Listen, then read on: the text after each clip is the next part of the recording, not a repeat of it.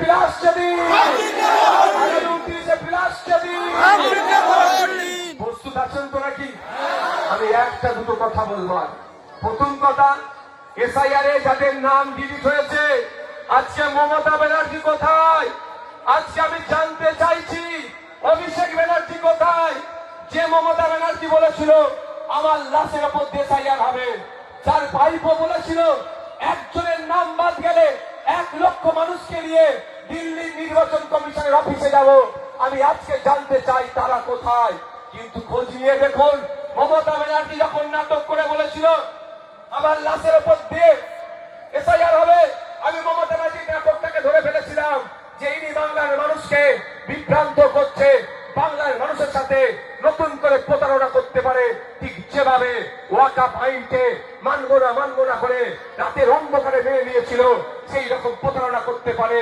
তাই মমতা ব্যানার্জির কথাতে ভরসা না করে আমি সুপ্রিম কোর্টে গিয়েছিলাম। আজকে একটা অর্ডারের কপি বেরিয়েছে, সেখানে দেখুন যে ৬৮,৯৩৮ বাই ২০২৫ আমার মামলা নাম্বার। অনেকে বলছে নওশাদ সিদ্দিকী কি করছে, তাই সুপ্রিম কোর্টের ওয়েবসাইটে দেখুন যে অর্ডারটা পেয়েছে, কিঞ্চিত হলেও আশা পাওয়া যাচ্ছে এটা নওশাদ সিদ্দিকীদের মতো কোটি কয়েক মানুষের করা মামলার জন্য হয়েছে। আপনাদের বলে রাখি, এসআইআর এর যে নাম ডিলিট হয়েছে, এই ডিলিটের মূল কাণ্ডারি হচ্ছে কে? মমতা ব্যানার্জি না চাইলে এই ডিলিট হতো না।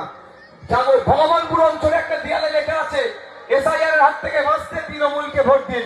আরে ভাই, আপনাদের জানতে চাই এসআইআর যখন হয়েছে তখন কার সরকার ছিল? নওশাদ সিদ্দিকীদের সরকার? বিকাশ রঞ্জন ভট্টাচার্য স্যার মুখ্যমন্ত্রী ছিল নাকি তখন? তাহলে আবার ওদেরকে দিয়ে কি হবে? বরঞ্চ প্রশ্ন ওদের করুন, তোমাদের সরকার থাকার পরও তোমরা আমাদের বলেছিলে বিপদে আমাদের পাশে থাকবো, তারপরে আমাদের এত নাম দিকে চলে গেল, এর জবাব আগে তোমাদেরকে দিতে হবে। আপনাদের বলবো, বিভ্রান্ত করছে, এই বিভ্রান্ত তাদের কোথায় বিভ্রান্তিত হবেন না আপনারা। আপনাদের চেষ্টা করছে ভুল পথে পরিচালনা করার জন্য, আপনাদেরকে বলবো মোটেও ভুল পথে পরিচালিত হবেন না। কারণ এরা সবসময় চেষ্টা করছে ভুল বুঝিয়ে ভোটটা লুটতে হবে।